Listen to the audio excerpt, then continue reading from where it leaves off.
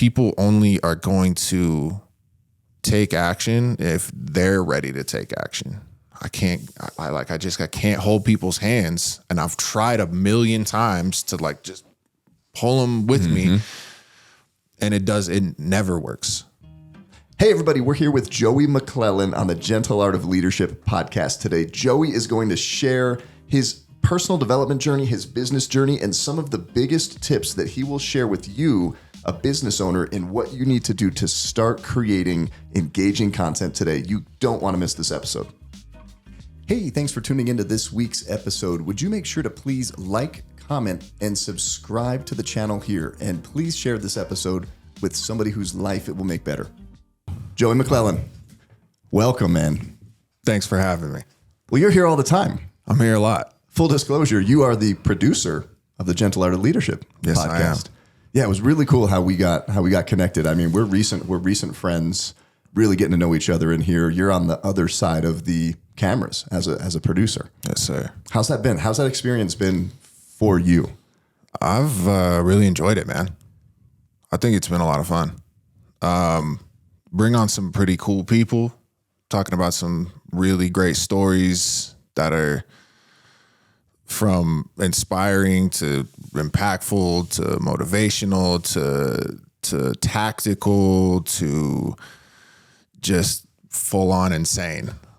Yeah, right? we've had some little bit of crazy everything. ones, huh? Yeah, and they all have the golden nuggets. They do. At the end of the day. I feel like I get a lot of value, being able to hear all these stories in real time and then editing them and putting them together. Yeah. And yeah, dude, it's been really cool. I really enjoyed it. Like funny thing, right? We were hanging out chatting the other day, and your wife, you and your wife, right? Erica, and then my wife and I, Emily, she's producing today. Right? That's right. She's on the other side of the camera today. She's our backup. But we had our first kiss. Not you and I, but you and Erica had your first kiss. Emily and I had our first kiss in the same bar. Yes. Yeah. Right. Formerly known as Zydeco's. What is it? Yes. Zydeco's when you? Zydeco's when I was there. Bondi when I was there. Yes. Still Bondi today. Yeah. Yeah, man, I did. About a decade apart. Yeah, right? I think it was 2013. Yeah. So yeah, dude. I thought that was pretty funny. I also proposed to her. Then you proposed to her there. I did, because that's where our first kiss was. Yeah. And I know the owners, and so I set up this whole elaborate fucking thing, dude, where and I knew the DJ. So, he handed me the microphone, and Eric and I have this song. We have a song, right? Like most couples do. And he played the wrong fucking song for one, which I was like, but everything else went smooth. I flew out her best friend from Wisconsin. Mm-hmm. She was like hiding, and then her sister was hiding with a camera ready to take pictures. And, I got everybody's attention in the whole bar. The bar was packed. And then he gave me the mic. I got everybody's attention. Then I proposed. And then her best friend popped out. And Did that go the way you had planned? It did, the way you almost perfectly. Yeah. Except for that fucking song, dude. He played the wrong song, which is kind of like, it's funny because it's like now that song is one of our songs. Yep. It was the same name. What was the song you were going to play? Stay by Rihanna. Okay. And he played Stay by some other pop artist. Not Rihanna. Not Rihanna. Rihanna. Yeah. Sorry, Rihanna. By some pop artist that I don't even really know to this day what the name was. But yeah, I mean, now it's like one of our other songs. So the reason I brought that up is because, you and I, we just met. Like, we met through Imprint Digital and Alex, right? They do all of our web stuff. They're one of our sponsors. Alex is a great friend. And good guy. Known him for a long time, yeah. And then we went and had a $18 salad, right, up at the expensive salad place in Fort Collins, and we were hanging out and sharing each other's stories. And then another really cool coincidence, and then we'll jump into what I want to talk about today, because I think you've got some great insights. Is you met Erica, you met your wife at Taverna Greek Grill, and That's I think right. you were there pursuing her, meeting her, while Emily and I, we were either dating or married at that point. Right. And they had the flaming cheese and breaking the plates. Saganaki. You were back there. So you may have prepared or put your fingers in our cheese before we even knew each other, Joey. I didn't finger your cheese, but See, you went there. I didn't go there. no, man. I mean, that place was, I got fond memories of that place. I mean, I was making $9 an hour, so it was kind of a shit job, but I got fond memories of that place because I've met a lot of lifelong friends there. Yeah. And I also met my future wife. But you were getting the flaming cheese. Sometimes I think they let people break plates. Did you ever break a plate? We broke them. Yeah. No, that was a fun environment. Yeah. Yeah, dude. It was fun when the plates were breaking. It was always this big thing because they would dance. All of the girls, it was mostly girls. The manager that we had he's all about hiring pretty girls. Yeah. Lucky for me, Good for you. I met Erica, right? But they would dance around in this big circle and do this like Greek dance, and it was always just a hazardous environment. Flaming cheese, breaking plates, throwing them against the wall, and then a bunch of girls jumping around in a circle all the way around the restaurant. It's pretty interesting environment. One of the things you mentioned is how Erica's really pushed you to become a better man, right? So you mentioned you were making $9 an hour, making cheese, chasing girls at Taverna. I think you had a Taco Bell stint. Yeah, that was my first job. Yep. You had all these hourly jobs, and you had a very interesting upbringing, right? You're in Canyon City, and you're coming up, and you're getting exposed to a lot of things, and you had a lot of options and directions in which you could pursue things in life, right? Which I think many of them, as you found and saw, didn't take everybody to great places. True. And like here you are now, right? Yeah. It's 2023. You're producing a podcast. You've got these huge visions and goals and aspirations, and you're doing music and movies and telling people stories. And I just wanted to talk about like your personal development journey. Like what's been some of the biggest lessons as you sit here? Because we're always on a journey. Yeah. We're just trying to get better Absolutely. every day. Absolutely. What do you go back and tell Joey from 5 years ago? Ooh, 5 years ago, Joey. So 5 years ago, it would have been 27. So I would have told 27-year-old Joey, like, hey, bro, like 32-year-old Joey is doing pretty good, man. And I think you'd be proud of him. Yeah. I think you'd be pretty happy where you're at. Because 5 years ago, I was pretty early on in my, my filmmaking kind of journey, right? Yeah. And I was still learning the trade, and I was still really honing I'm always learning the trade. I'm always honing my craft, but I was like just figuring it out. Mm-hmm. Right at the beginning, the most like growth happens.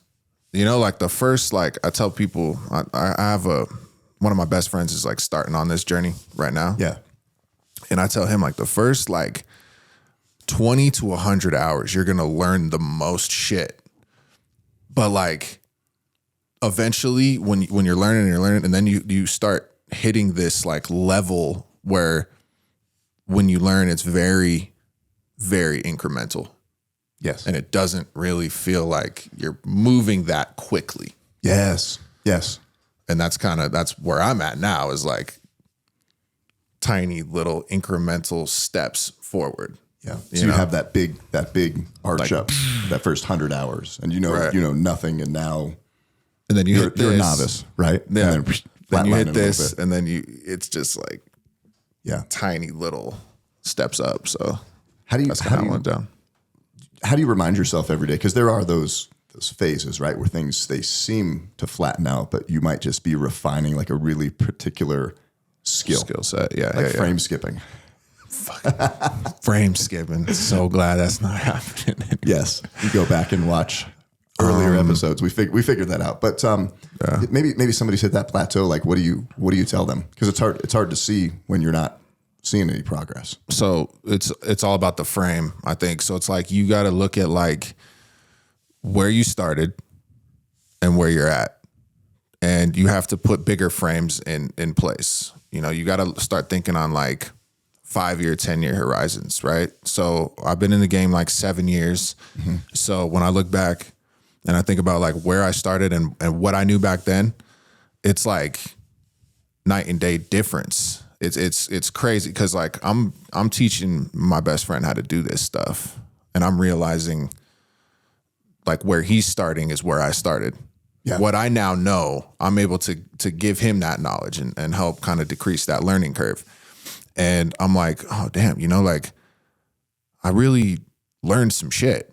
I really learned a lot of shit. And then I look back at like where I started and I could measure that growth.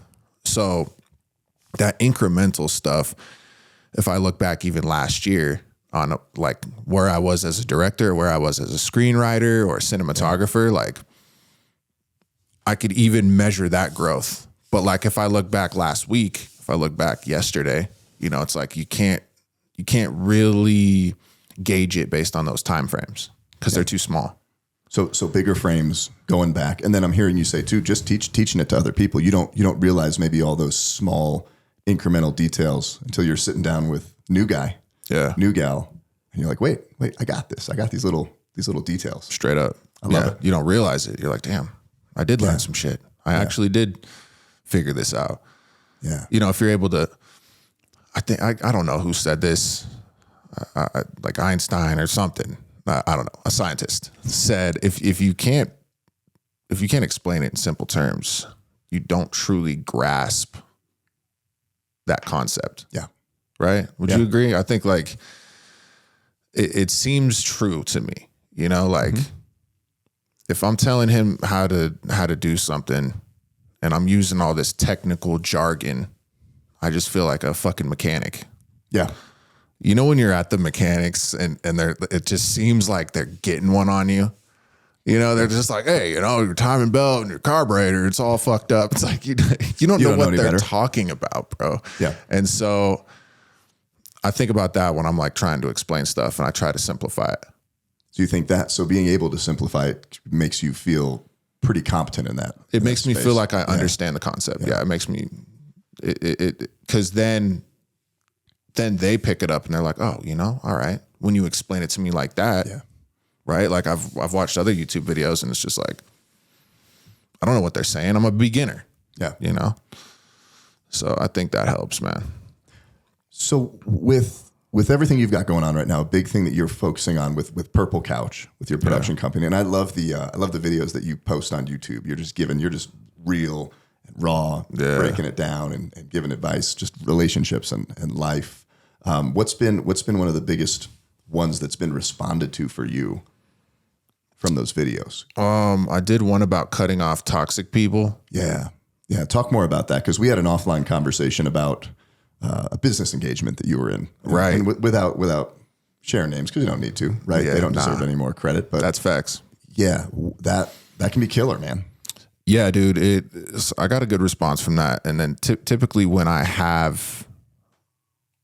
give that advice to people, it resonates because I feel like we all have been through that. I feel like we all go through that. I feel like it's a pretty universal thing, man. It's because you're all right. You're raised around all these people, right? And typically they tell you, this is your family, right? These are your friends. These are the people that you need to stick by and always help out. And that's not always the case, man. Just because it's family, right? Or just because you've known this person for a long time, it doesn't mean that you need to invest all this time and energy into them. You know, and sometimes you don't even realize how much they're bringing you down, how much they're leeching your energy, how much they're projecting their bullshit onto you. Sometimes you don't even realize it, man. And then you carry it, put it in the back pocket. You carry it, and then you're carrying their burden. Mm-hmm. And until you like cut them off and stop the communication, then you're like, oh my God, you feel light. Like you literally physically feel lighter. Hey, just want to give a big shout out to one of our sponsors, Imprint Digital.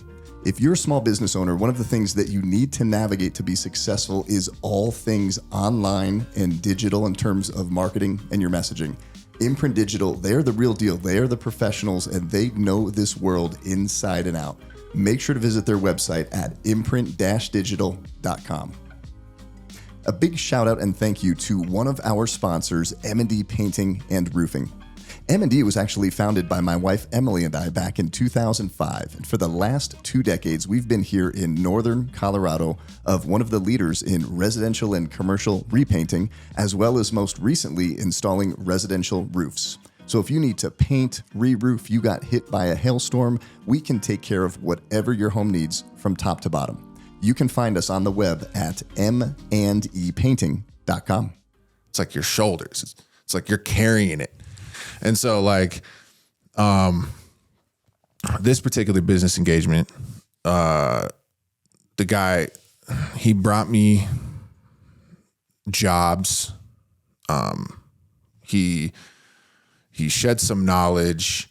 He put me into some rooms with some people. Like he did things that on paper look like, you know, I'm really helping you out. But like his whole leadership style, I had a big problem with. And I said, this is verbatim. I said, that's poor leadership. And he said, I never fucking told you I was a good leader. So he knows it. So he knows. He owns it. And I'm like, that's ass backwards, dude. What makes you think anybody would want to follow somebody like that?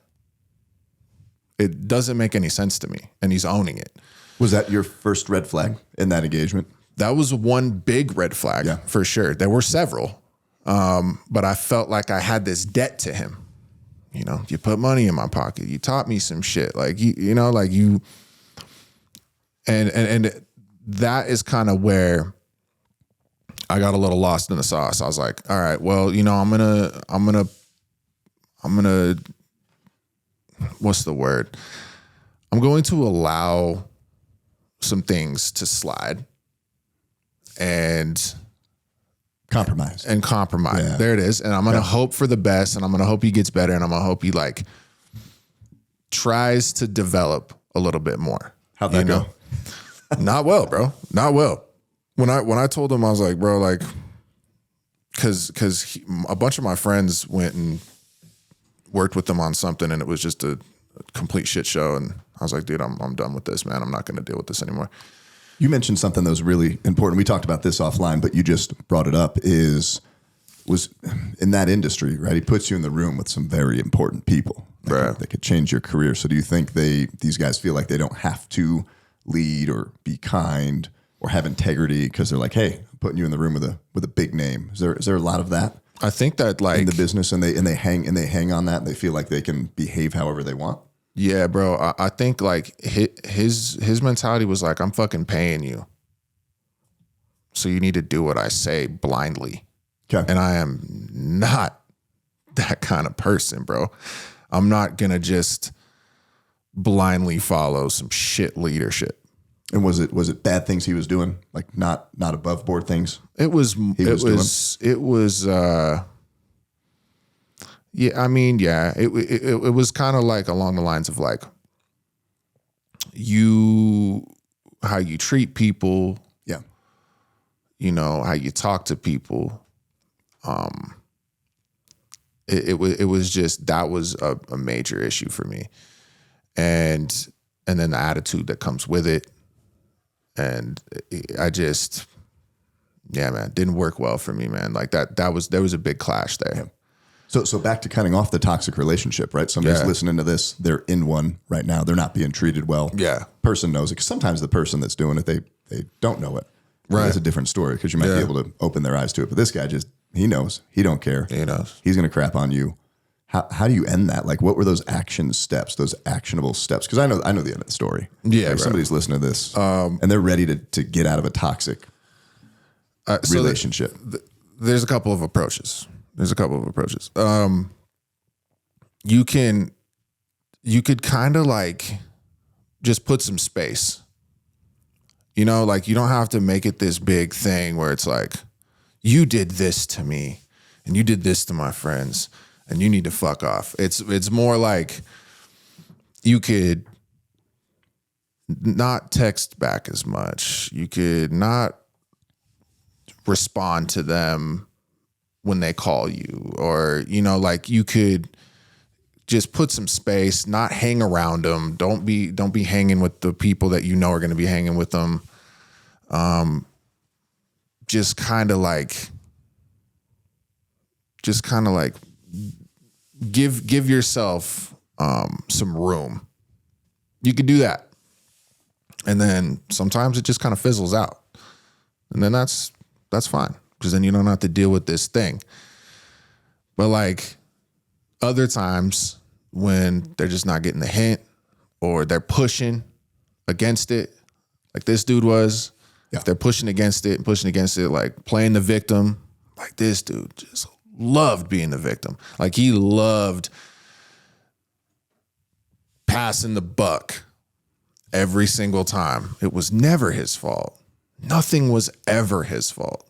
It was always someone else. It was always this reason, and this person wronged him, and these people. It's like, dude, like you're the director, you're the producer. This is your thing. And you're passing the buck off to everybody else. And it's fucking lame, bro. Like, and it's so I'm like, one of the things I said to him, I was like, he's like, well, you don't want to hear my side of the story. And I was like, no, bro. I've heard your side of the story a bunch of times. Same side all the time. And it's always, it's not me, it's them. I'm the victim. They all wronged me. I did nothing. So I was just tired of hearing that. I was just tired of hearing that bullshit story, bro. So you cut it off. So I cut it off. Like I told him, I'm like, we're not, this is done. And he didn't respond well. He took a couple jabs at me on the way out. Yep. And he like tried to like, you know, and it's just like, I laughed, literally read it, laughed out loud. There's a text message. I LOL'd.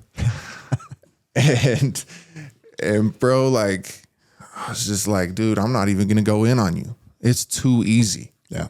It's too damn easy, bro. Like there's too much. So I'm just going to leave this alone.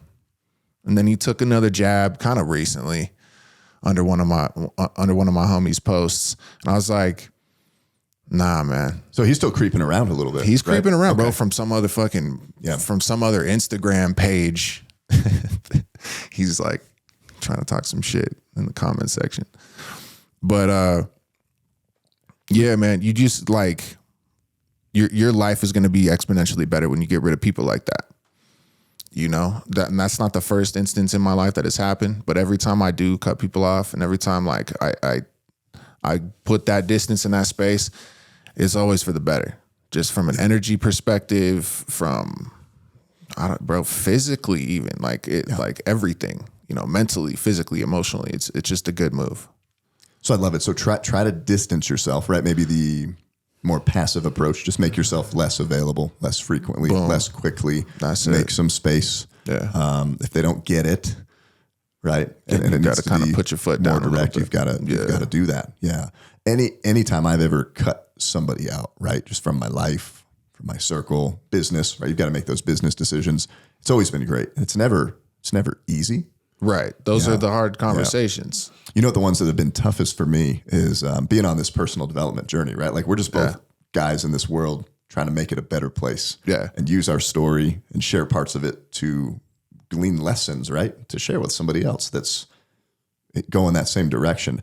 But when you want more for somebody than they want for themselves.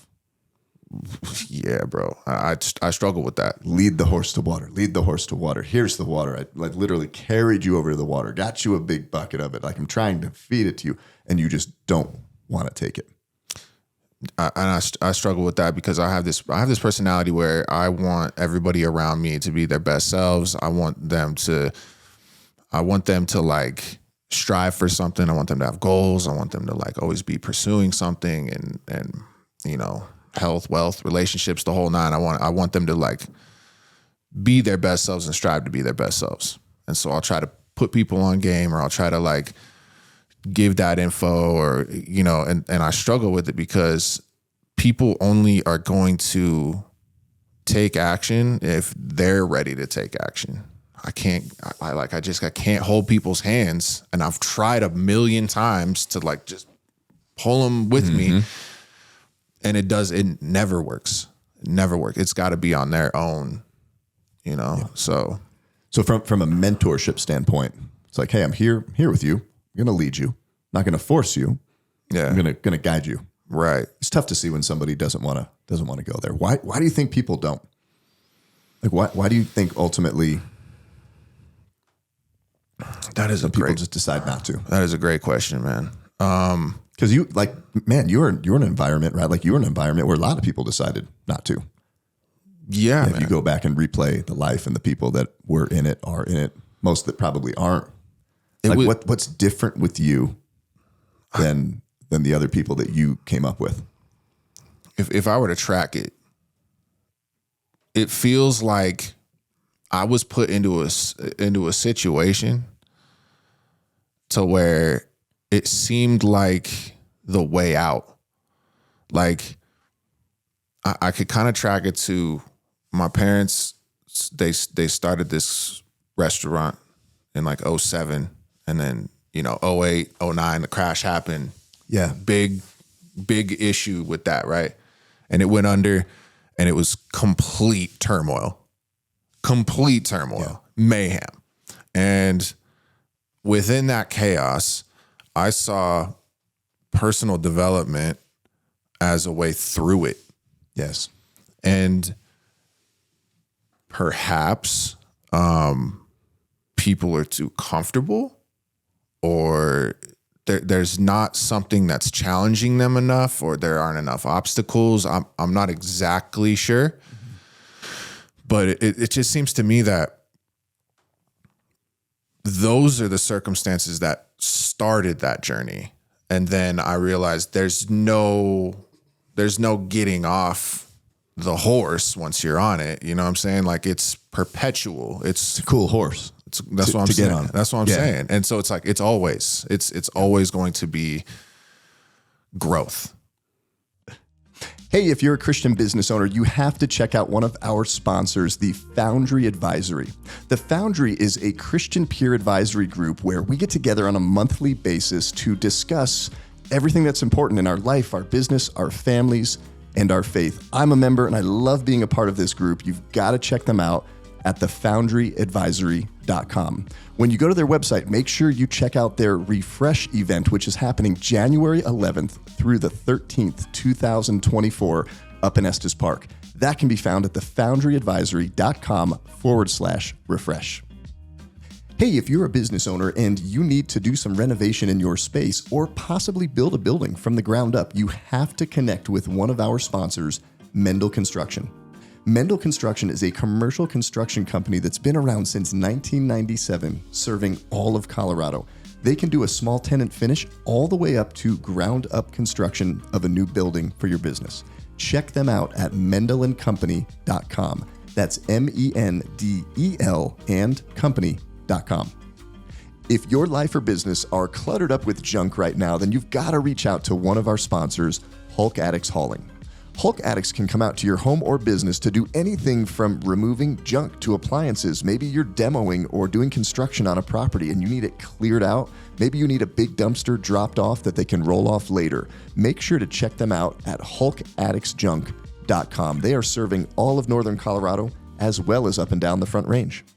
Do you ever feel like you take steps backwards? I was just talking to Emily this morning. I'm like, I feel backwards sometimes. That's part of the journey, right? It's this. Yeah. Right. Especially when you're trying to do something new, or you're like trying to take a step forward as far as like, you know, especially personal development, but like even like fitness or something like that. You know, it's like, all right, I want my back to be stronger. Right. Then you go, you try to pull some weight off the ground, and then you fuck yourself up because you're form is terrible. Then you got to go backwards and learn like, oh man, my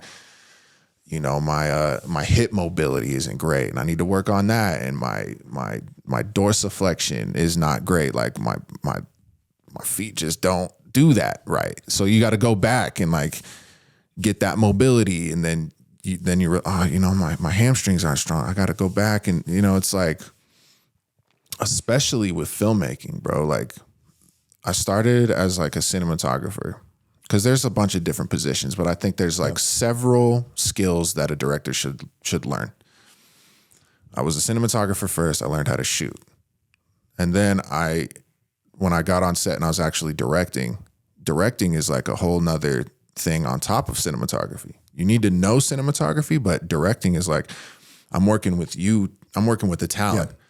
And I got to pull a performance out of you. Telling me to project my voice better. Yes. And I gotta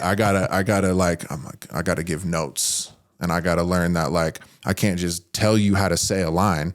I gotta say, well, let's try this a little faster next time. Let's try this a little slower next time. You know what I mean? Things like that. I gotta go back and learn how to direct talent. And then I gotta go back and figure out, okay, well, directing is basically just leadership. If you're a good leader, that translates to being a good director. And then I was like, okay, I'm working for people. I'm doing work for hire. I'm shooting other people's shit. Like I'm shooting this person's documentary. I'm shooting this, kids like educational show. I did 2 seasons of that. It was like sketch comedy, but it's all other people's writing. And so I'm like, okay, I need to be able to take this top down and make my own stuff. So then I had to go back and I had to learn screenwriting. So it's like, okay, cinematography, boom. All right, well, shit, now I got to go back and learn how to be a director. Boom, now I got to go back and learn how to screenwrite. And it's like, you take the 1 step forward, you take the 2 steps back, then you take the 2 steps forward, then it's just constantly up and down. Yeah. And especially with this filmmaking thing and business too. It's like, okay, now I got to tie all that shit in to business. And if you're working on your craft and honing your craft, it's like, all I want to do is hone my craft. But it's like, I don't want to fucking cold call. I don't want to like spend all this time like running ads and doing all this marketing. When you're a one-man band like me right now, and you only got so many resources, it's like, I know I need to hire that shit out. Like I know I need to delegate a lot of that, so I can focus on honing the craft and being creative. But at this very particular moment, I kind of got to do everything. And I struggle doing everything, but I struggle putting everything into buckets and managing that time. And we've talked about this. Yeah. Managing the time. Putting it into like, I should do cold calling on Mondays, and I should write on Tuesdays. And I was telling my boy the other day, I was like, my days just happen to me. So no intention, not as intentional. I have to-do lists. Yeah. And I have things that I know that I got to get done. And I'm always like the podcast. I have to get that done. I get it done. I always get the things that I need to get done for, us, for Imprint, for my clients. But then when it comes to building and scaling my business, that's where shit gets a little rocky. That's where I'm like, that's where my time management gets a little choppy, Have you heard of the P2E2 model? P2E2. I came up with that. No, I haven't. I told you about this? I don't think you have. No. So we all have the same amount of hours in a week. Yes. So literally have you map out the entire week. What is it? 168 hours in a week. Right. And literally, 1 to 10, just list the things that you do. Sleep, eat, shower, shave. Right? The basics. Yeah. Sleep, rest, time with Erica, gym time, and literally allocate hours to each one of those things. I'm going to work out hour a day. Okay. It's an hour a day, 5 days a week, it's 5 hours a week. Imprint business, all the different things, and literally see most people get to the end of that week. They still have time left. They still have margin, and they don't realize it. So the first P in that model, it's to prioritize, Then the next one is plan. So you're literally just listing those priorities. Like, I've got to sleep, I've got to eat, I've got to spend time with the family. These things are more important. And then you can prioritize and shift those around. And then you literally take all that, you dump it into a calendar, like a color-coded calendar. That really helped me. And I'd be honest, like, I'm not always perfect with it all the time. But when there's that much going on, like, I'll literally schedule my sleep. This is when I sleep. This is when I wake up. This is when I go to the gym. I was a 20-minute drive to the gym, so let's listen to some personal development on the way or on the treadmill or whatever that is. And then you really start taking, because you can't control time.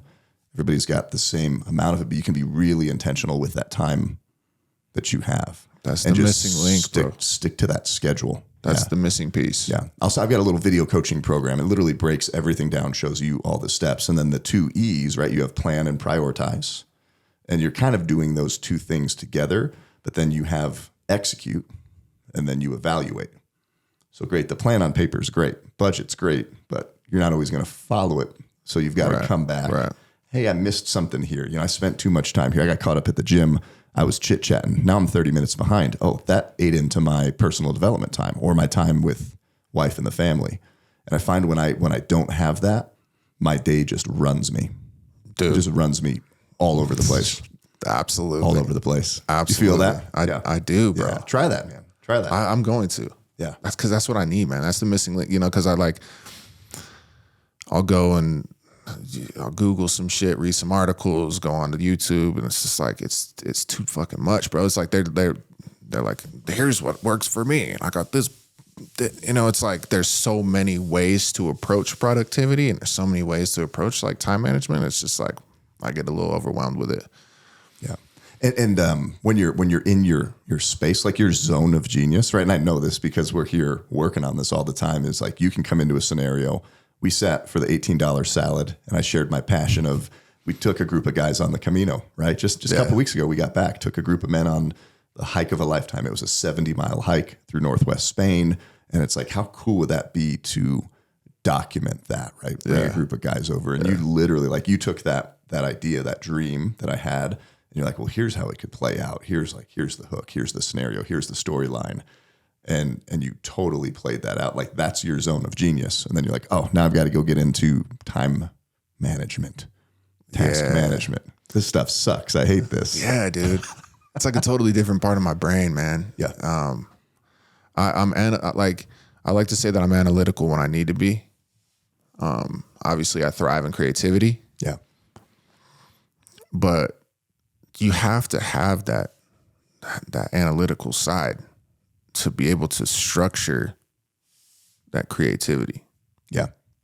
And yeah, that's my biggest struggle, bro.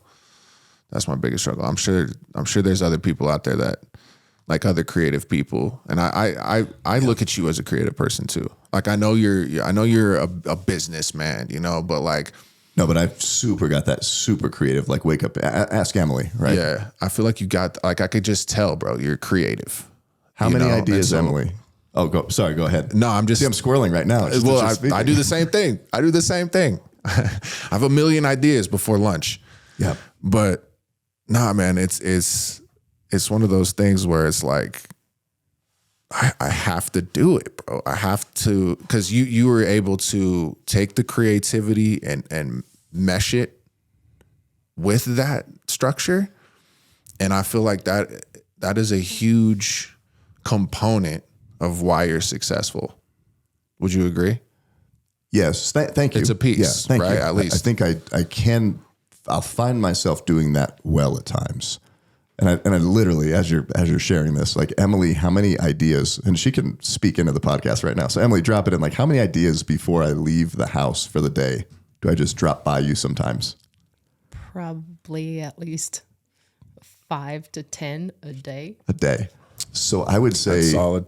And that stresses Emily out, right? She's like, we just got this thing established, and now you have these other 13 ideas. And I used to, back in the day, I would start running with all of these things. I have that problem too, bro. Yeah. And now I'll just park them. Like, Emily and I've been talking about a couples retreat. We do couples connection night out here at the office. We bring a group of couples out, and we do leadership, language, communication, style surveys. We talk about it. We have a big Spanish dinner, and they're like, "What's next?" One of the couples were like, "What's next?"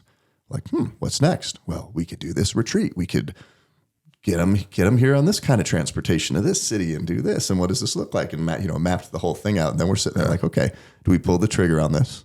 And we just have it parked right now, and we park it away. So I've done good with finding little shelves in the closet to put all of these ideas that I've got. Some people I see, they have all the ideas and they don't know how to get them out of the head and actually put them into any kind of box implementation or container. So it's always running around. Yeah.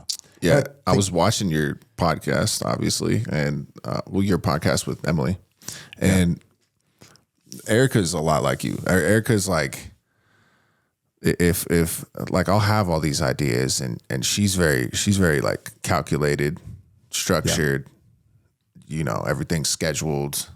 And if we're outside of the schedule, if it's just like, let's just flow with this, I could just tell it stresses her out, like anytime, like I travel so much that it's just like, pack the bag, I'm out of here, bro. Like, that's that.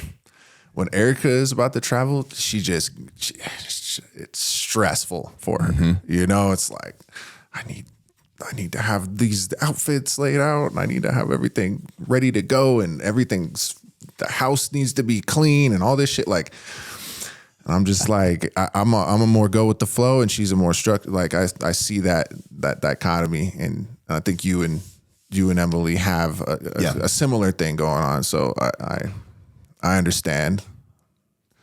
But yeah, bro, that's my thing. That's my struggle. Could Erica help you with that structure? I'm sure she can. I'm sure she wants to. She want to work with you. She's busy. She's busy. She's got a lot going on. She's busy. She's going after it. She's real busy. Yeah. I try not to put too much. Like I try not to put too much on her plate. Like she's like, my birthday's on Saturday. I'm turning 33, and we're having like a family dinner on Friday, and then a friend's dinner, and then like a little get together at my house on Saturday. And she's like, can you please just tell me the restaurant we're going to eat at? And so I could send the text message to this list of people and make sure that they all confirm so I can get the reservation. And, me, I'm like, whatever, who shows up, whatever, go with the flow. And she's like, no. Tell me where we're eating and who's coming to the party and everybody you've contacted. And can you please do that by this time? Right. And so she keeps me in that line. She keeps me grounded on shit. Yeah. And I think that's a good opposites thing that we have going on. Like we think really similar on a lot of topics, and we like a lot of the same stuff, but then there's a lot of shit we're opposite on. And I think it's good for us. I think it's good for us. And you guys definitely have that almost polar opposite personality style. You've got some commonalities in there. But right. When I took the disc, mm-hmm.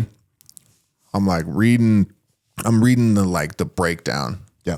And I'm like, Erica's the opposite of this. Yes. And that might be a reason why we vibe so well, The opposites attract. Right. I'm going to go shameless plug. Ready? Shameless plug. Shameless plug. Anybody listening to this, they want one of these surveys, go to mattshoup.com, grab the free tools, and I'll send you a leadership language survey where you can actually go take this for free. Take it with your team, take it with your spouse, take it with your friends. It shows you a lot. Yeah. Very insightful. It is insightful. It is insightful because I don't really think, I didn't put it in that frame before. I didn't think like, okay, this is my personality type. This is your personality type. This is why we are meshing well. This is why we aren't meshing well. This is like why you're responding the way you do. This is why I respond the way I do. I didn't put it in that frame. I think instinctively I knew that like you got a different personality than me, and that's that. Mm-hmm. But I didn't think of it in like a sense of like a workplace environment or like a relationship or a friendship. I didn't really put those together like that, So it's cool to kind of have that reference. I love it. Hey, before we wrap up, I'd love for you to share, because we have a lot of business owners, business leaders working here. You're producing a lot of content, storytelling for business owners. Just speak about the importance of that, just the digital age that we're in. You've got to be online, right?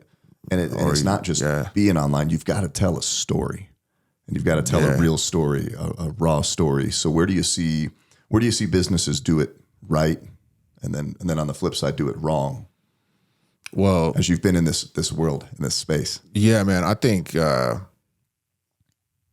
biggest thing that they do wrong is just not do it, bro. Like there's people that are still trying to like, and I'm not saying traditional marketing and physical media isn't a small piece, but it's not the whole pie. And it's not like I don't know, bus stop ads and billboards and pamphlets and mailers and all that shit it's got its place, but definitely don't rely on that.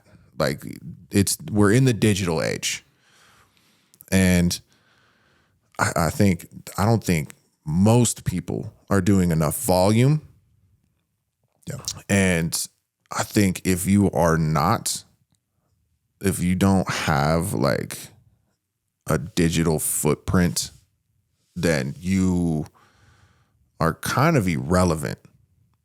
You know, it's you got to take up space in that world where the eyes are going to view and engage with video content. Yeah, man. I mean, video is huge. If you're not good on video, then write audio. You know, if you're good at talking but you don't like being on camera, then you have a radio face, right? Yep. I was told that forever. I'm like, oh, thank you for the compliment. They go, that means you're ugly, man. I think like you got to find your thing, man, and you got to put it out at scale, bro. Because otherwise, it's other businesses in your space are going to be doing that, and you're going to get left in the dust. Yeah. So let me ask you this, right? Because I mean, we've invested a good amount of money here in the podcast studio. We've got 3 cameras going and all of this, and I think it's very intimidating for a new business owner. They've never done content before, right? What's just the simple way, easy way, cost-effective way for them to go record their first piece of content? Yeah, man. Simple way is like your iPhone shoots awesome 4K video, bro. You go to Best Buy and get a $30 tripod, put your iPhone on it, record a video, talking head style, and put it out. You know, get the reps in. Because like, just do it. Just do it. You gotta just put it out there. You know, and if you rather do the radio podcast kind of vibe, then take out your iPhone and record a voice memo and put the voice memo on Buzzsprout or what is the other one? Anchor. Yeah, there's a a bunch of aggregators, and you put it out there and promote it. And you know, you get in where you fit in. Find what you do best. Do that and try your best to do it at scale. Now, you know, I'm consistent and then I'm not, because I get in these like spells where I'm like putting out a bunch of content, and most of my clients, they either come from like Instagram, they either come from like social media, or it's a referral. Yeah. Like that is like the majority of where my jobs come from. So you gotta be present digitally. If you absolutely hate it, then delegate. Yeah. But like you either got time or you got money, or maybe you got something in between. If you got more time than money, then you got to do it your damn self, and you got to put it out at scale. If you got money, then maybe hire a company like Imprint, or maybe outsource your editing, or maybe outsource certain things to where you can put it out at scale. Yeah.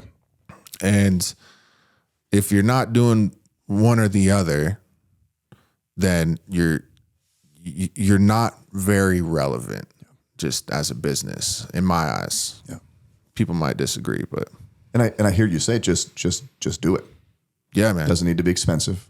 Doesn't need to be complicated. No. Get a phone. You Maybe you can't even get the tripod. Just hold it up here. That's how I started do this. morning coffees. Yeah, because Like coffee, video. everybody has a phone. Yes. Everybody. There's no excuses. Like, just take some videos, man. And like getting those reps in, because like some people, man, I can't tell you how many times I put a camera on somebody and they just change. They just change, man. They just don't, like, they're like so personable and extroverted and just love being around people. And the moment I have like a camera and a light, they're like, bro, they freeze. They forget how to talk. I remember the first video. Emily might need to correct me or think back. It was like 2009, and we applied for a Better Business Bureau. No, it was Chamber of Commerce. It was called the Survivor Award, right? And it was this Survivor Island theme. So I have a video guy in the loft of this old paint shop that we had, sitting there in the loft with a green screen. I've got this Hawaiian shirt, and I don't know, Emily, was I wearing a lei around there? But kind of dressed up like I'm on this I like Survivor how this looks Island. in my head. And dude, it was brutal. It was brutal. It was awful. And that's what I'm saying. You have to get that out there. You have to just. Sucked. I go back. The kids were laughing. It's rough though. Yeah, I'm thinking about it. I'm like, that is hilarious to me. Yeah, some of the original stuff, Hawaiian. but that's like 14, 15 years ago. Like all of your first content compared to where it's going to be in 10, a year, 2 years, 5 years, 10 years, it's not going to be as great. You're going to look back and go, that really sucks. But what sucks more is not doing it. Yeah, dude. At all. I had to put out, like, for me to even just be more comfortable just getting on camera, I had to put out a bunch of shitty videos, dude. And that's just how it works, man. Like, I don't know, man. I think people think that, like, all of a sudden they're just going to be super good at shit. Yeah. Like, you're just going to, like, pick it up and just be great. Yeah. And yeah, some people are more charismatic than others, right? And some people are just naturally good communicators because they were raised like that or whatever the case may be, right? But wherever, whatever your natural talent is, like, you still got to develop it. And getting on camera, a lot of people think that being an actor is super easy. A lot of people think that, like, just getting on camera and reciting lines is this easy thing to do. And it is not. No. It's not easy, man. It's times. Takes reps. That's the thing. That's the thing I have to tell myself. That's the thing that I tell my friend who's starting to do this cinematography thing. Yeah. It's all about reps. Yeah. It's the only way to do it is to get the reps in. Man, what I appreciate about you and your story is, and we've talked a lot, obviously off podcast, is just like, you're right in the journey. You're like, I'm in the journey, man. I'm learning this, and I've learned this, and I'm great here. And like, man, I'm really not great at this right now, and I'm working on this. And I just love how you're pursuing growth, and then you're turning back around and pouring that into other people. That's what this is all about. Trying, so man, like, how you're doing it, man. And like, thank you for sharing, right? Just these personal development tips and tidbits and sharing your story, and like, huge value for business owners today. Just go start, take the first step, record the first video. We're going to wrap up with something cool. We've got our color wall outside. You picked your favorite color, and we have every guest that comes out on Gentle Art of Leadership close with the one sentence phrase, quote, verse that you want to leave with the world when you leave it. So what is that? So this band actually is doing a reunion show in December, and I'm ecstatic. I'm a big hardcore punk fan, and this was like my favorite band. Still is one of my favorite bands. But it's a quote from them. The band is called Fight Like Hell, and the quote is, "Blood leaves vein, but the pain means your heart beats." I think it kind of speaks for itself, but I was talking about like my days just happen to me. But this right here is one of those things where it's like things are gonna happen to you. And you can't really have the highs without the lows. Yep. Right? Yeah. And I gotta tell myself that all the time. Means you're live, brother. Hey, That's right. Joey, appreciate you. That's a wrap. Boom. Hey, if you're a faith-based father and you have a son who is entering into adolescence and manhood, you've got to check out an experience that we have June 2024. It is the father-son hike of a lifetime on the Camino de Santiago in Spain. I'm going to be taking a group of men and their sons over to Spain to hike some of the most beautiful scenery through northern Spain on the Camino de Santiago. We're going to hike 6 days, 70 miles, 200,000 steps, and have completely disconnected, unplugged, uninterrupted time with our sons. We are going to grow and bond and deepen our relationships with our sons through some very intentionally curated adventures, challenges, and experiences. And we're going to do so in the company of other faith-based men who have the same desire to grow and deepen their story with their son. If you're interested in this adventure with us, go to mattshoup.com. Click the Go to Spain button and check out the father-son hike of a lifetime.